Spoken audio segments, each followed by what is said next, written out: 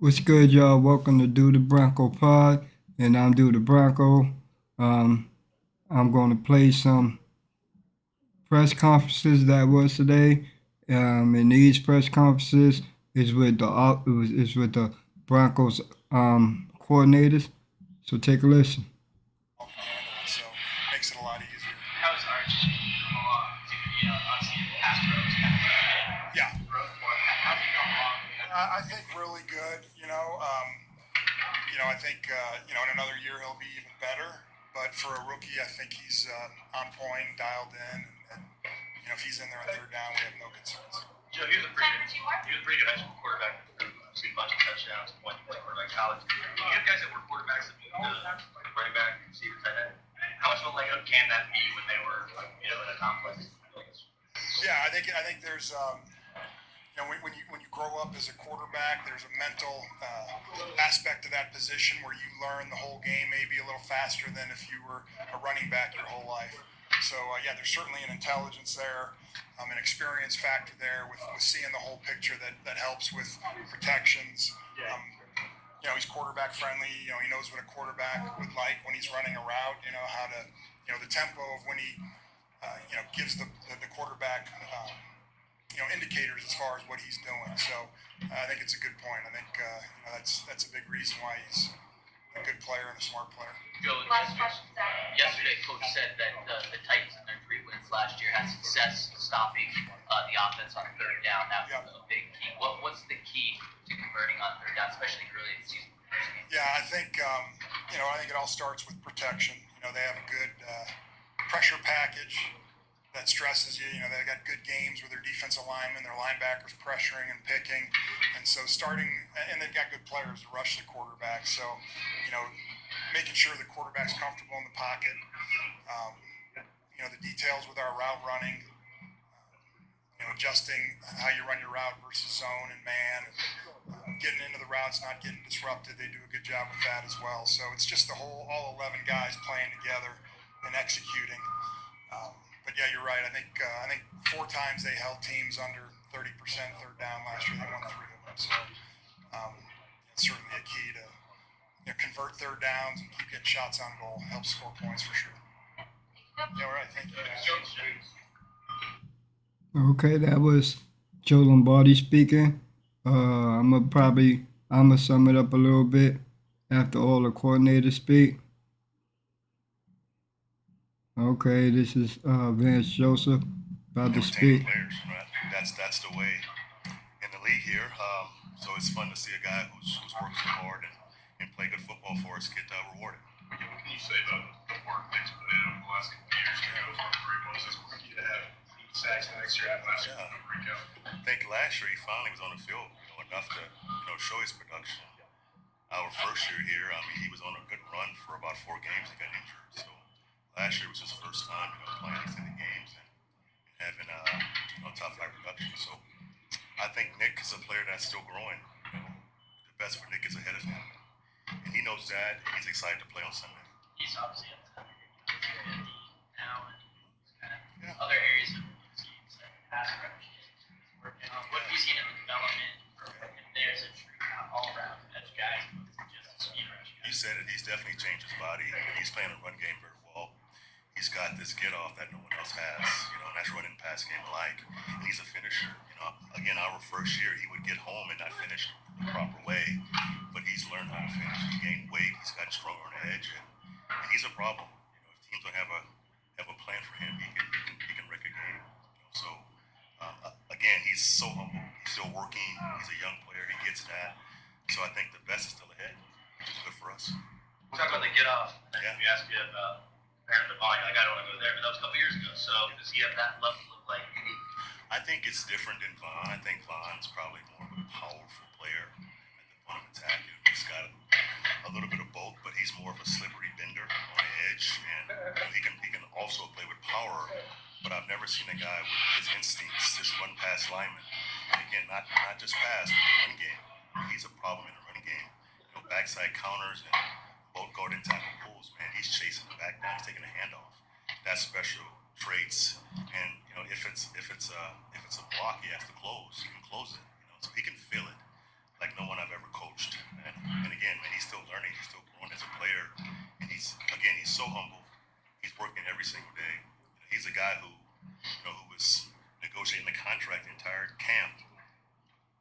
one word about not practicing, never one word about sitting out, man.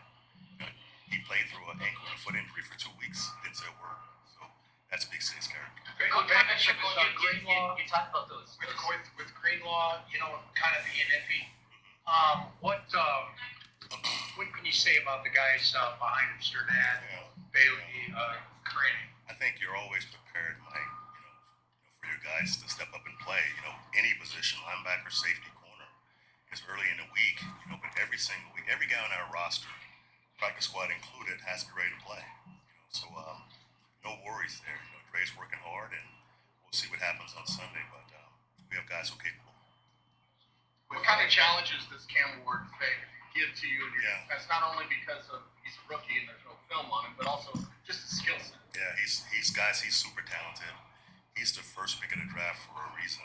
When you watch the guy play, you see a guy with special arm talent.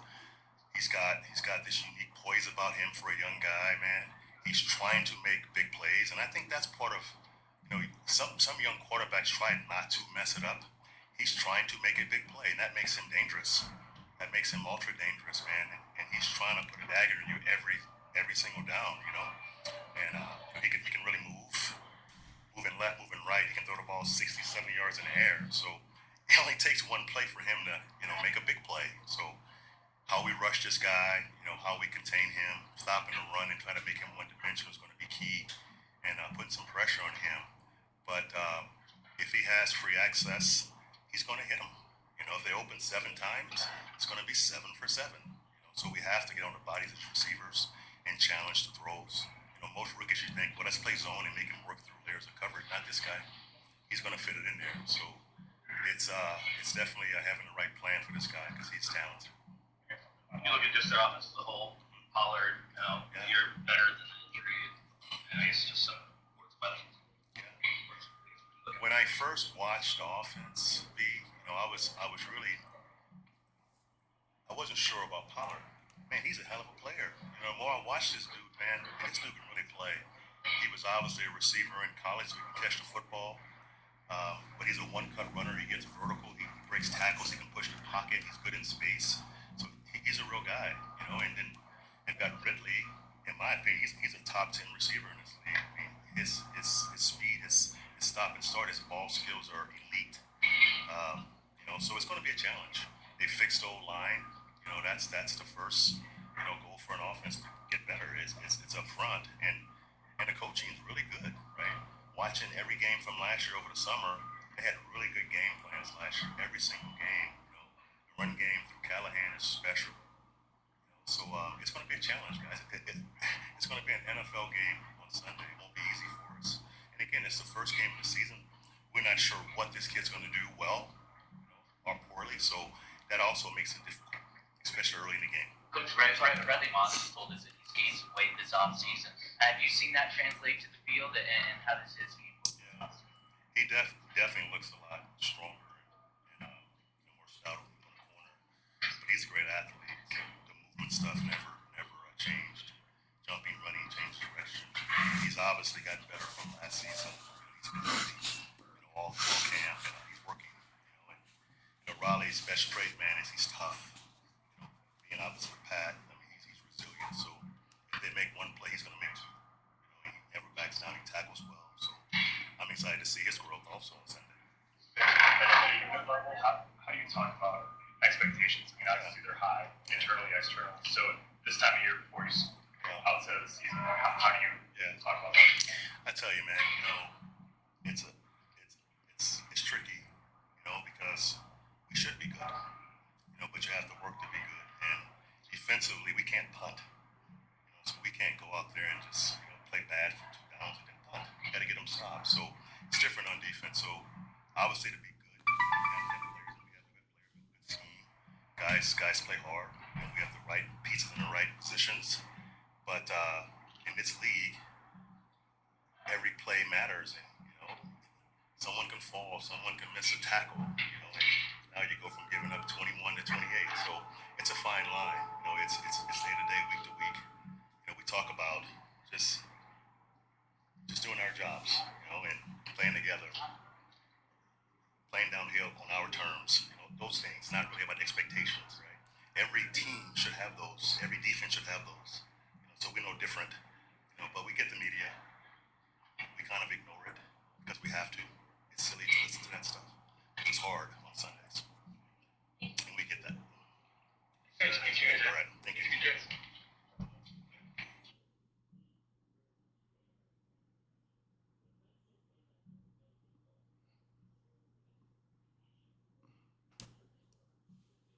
Special teams coordinator Darren Rizzi is next. Yeah, me personally, very excited. It was a kind of a crazy last year for me, obviously, and I think the decision to come here in this organization is one that I'm super excited about.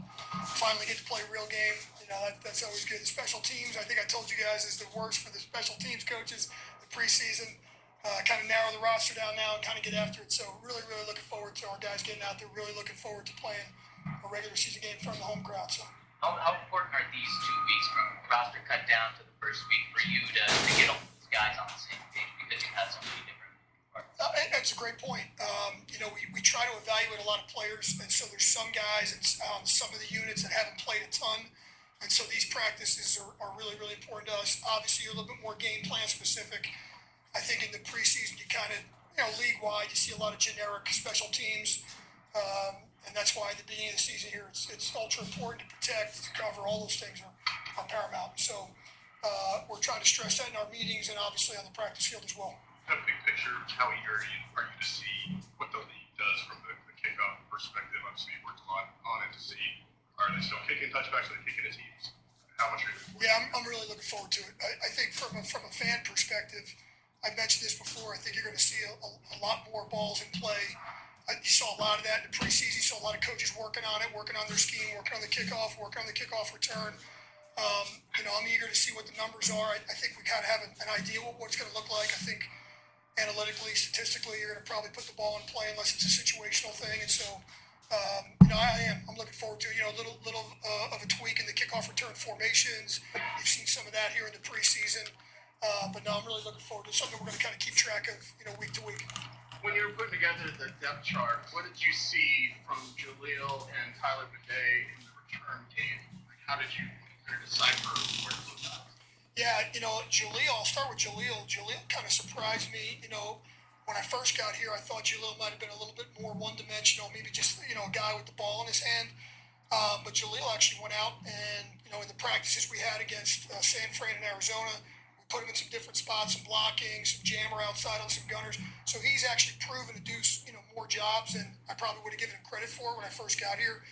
Some of those jobs that maybe the defensive backs can do or wide receivers. So multi-dimensional.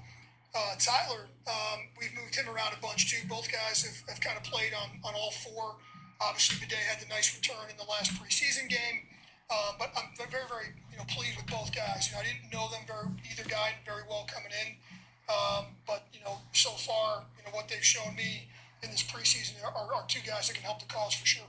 How, I guess, so much nicer is it for you to know that you got a solid veteran kicker and a snapper that's done for a long time, and you have a rookie punter versus having a bunch of new guys that you're starting 2 or 3 to know? I think rookie at any position, right? Rookie at any position, there's always going to be some growing pains, whether it's quarterback, kicker, punter, skill player, cover guy. Listen, I'm obviously known Will Lutz a long time. We worked together in New Orleans. That was one of the things I was really happy to come here and knowing that he was here. I think Mitch has proven the last couple of years that he's obviously done a really good job. I think they make the transition for a rookie punter that much easier when you have veterans. I've been in a situation where you bring in 2 rookies out of 3, and that sometimes that can go haywire. So having some consistency there with those 2 guys, just little things that maybe the fans wouldn't think about, just a daily routine, for example, what to do on your off days. The NFL is a lot different than college in that way, and so today's a good example. On a Thursday today, was a down day for the kickers. What to do on the day, whether they're getting their workouts, their recovery, the stretching, all that stuff, and so. To have that experience with those 2 guys for Jeremy is a big deal. Trust mentioned that you had the idea to kind of bring Jeremy in for one punt and then keep going with the offensive defensive period.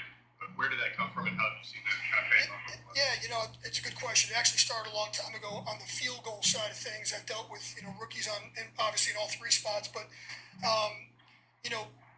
special teams is like no other, right? There is no second down. It's one and done, and it's perform or don't perform. And so.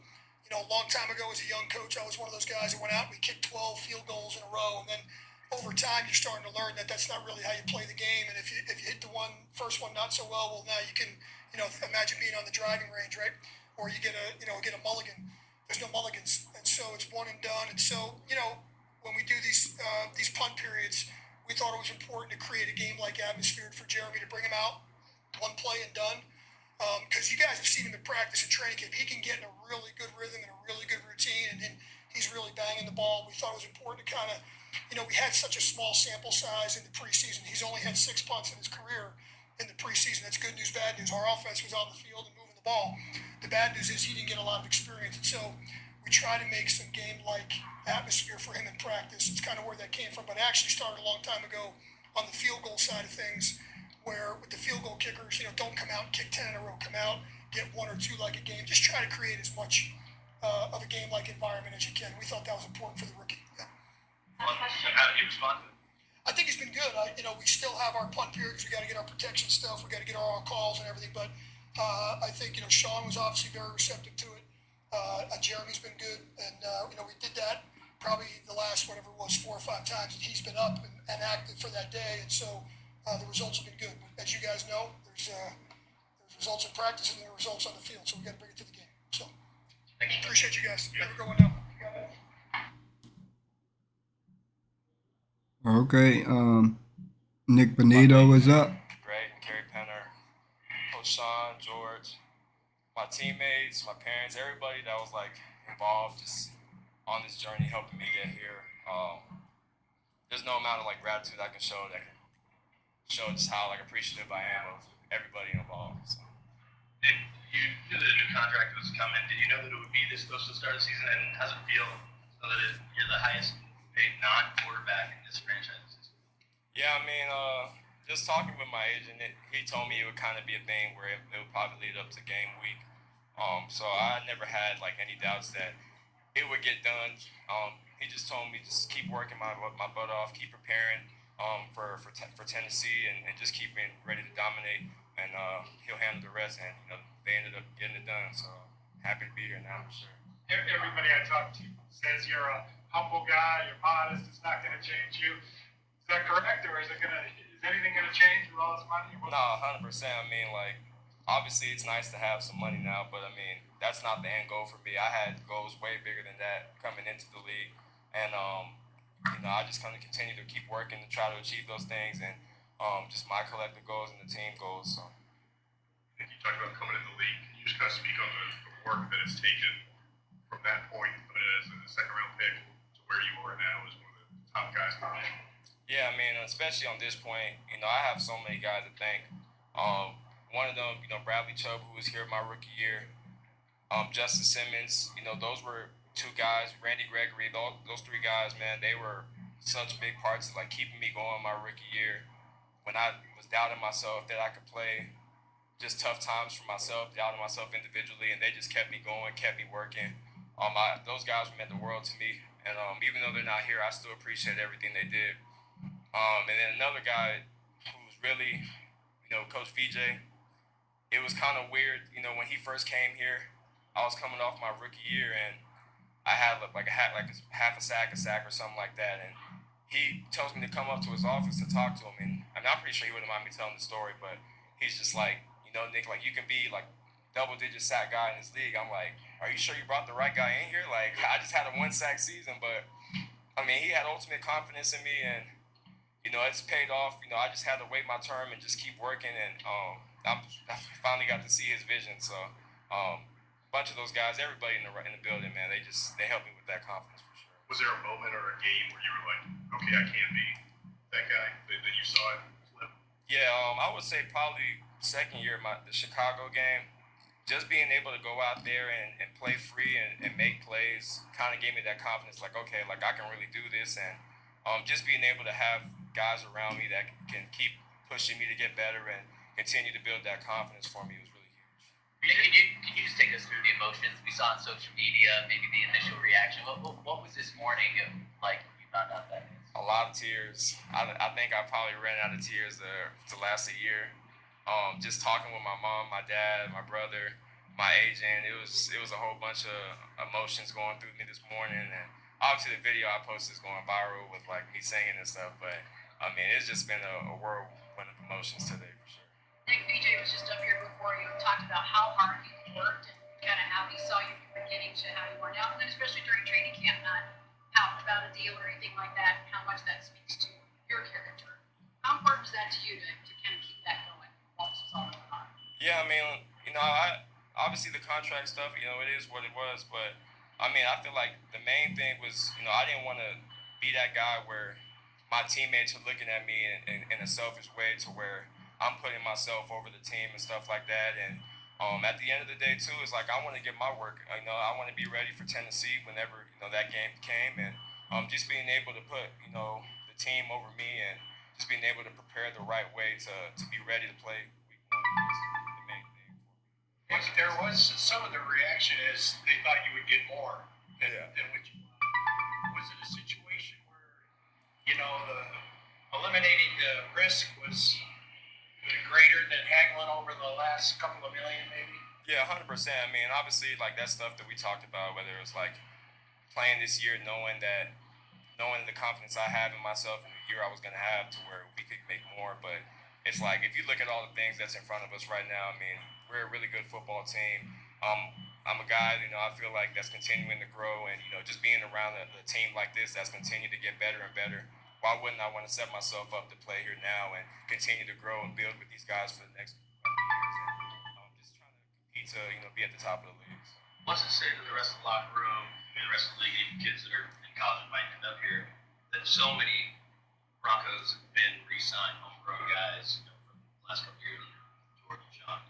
Yeah, I mean, just working, man. I mean, if George believes in everybody he brings in here, I still remember on my 30 visit here, there was questions about me if I loved the game, and he had those same type of questions. But at the end of the day, he believed in me. He knew he had a vision for me, and he trusted it. And it's led to me getting the contract here. But that's just for anybody, man. All the young guys on the team, man, just continuing to work, continuing to get better, man. And you not to say 100% you'll get rewarded, but they're paying attention to these things. They're paying attention to everything. You touched upon it a little bit, but just looking back, you played 1 year before Coach Payton came in. How amazed are you at how things have just changed so quickly, the way you guys have been ascending the last couple of years? Yeah, and you could just see the growth every year and just the dynamics of the team changing. Obviously, there was like some stuff with like how he runs things with like camp that was a lot different from like my first year. Like we're all like, whoa, like 6 practices in a row is kind of crazy. But I mean, you got to do things that you've never done before to get to places that you've never been. So, I mean, that's just some of the things that, when Coach Payton, we're talking about a guy who's been to Super Bowls, been to multiple playoff appearances. Why wouldn't we listen to what he has for us, especially since we've never been there before, in a while. These contract negotiations get contentious across the league. That didn't happen with you. That didn't happen with Portland, and it didn't happen with Zach. Does that say something about the team? I know you guys speak to your character, but what about the ownership, or say something about that didn't get that nasty? Yeah, I mean, I think the big thing is, at least with me, I can't speak on anybody else, but like just the communication that my agent had with the front office, I feel like was a big thing to where we didn't need to make it anything other than just play football and we'll handle the rest.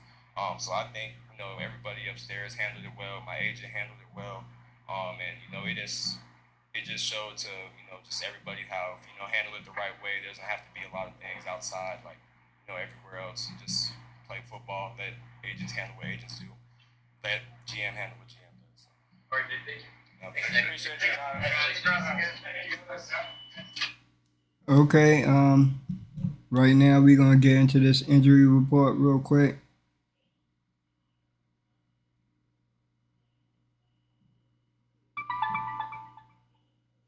Okay. Outside linebacker Dondrea Tillman, hamstring, limited today. Malcolm Roach, calf, limited. I think Dondrea Tillman's hamstring might be a little bit more serious because they're gonna run tests on him. Malcolm, it doesn't really say nothing about Malcolm Roach.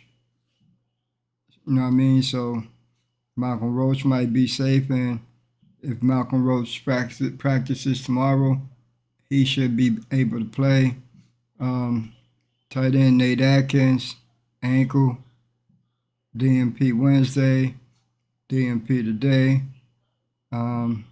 Same thing. Nate Atkins practices tomorrow. He probably be ready to play for the game. Linebacker Dre Greenlaw, quad. DNP Wednesday, DNP today. Gotta remind you what Sean Payton said with Dondre Tillman. Not Dondre Tillman, Dre Greenlaw, pardon me, the linebacker. They're gonna take it slow with Dre Greenlaw. When it comes to game reps, they're probably taking it a little bit slow with him. He's been working on the side.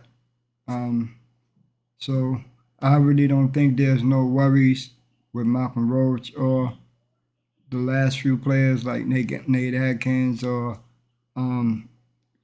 Dre Greenlaw. So we'll see. Because there should be another injury report out tomorrow. And but I will be back Saturday with a game preview, and gonna sign off like this with a Mile High salute and go Broncos.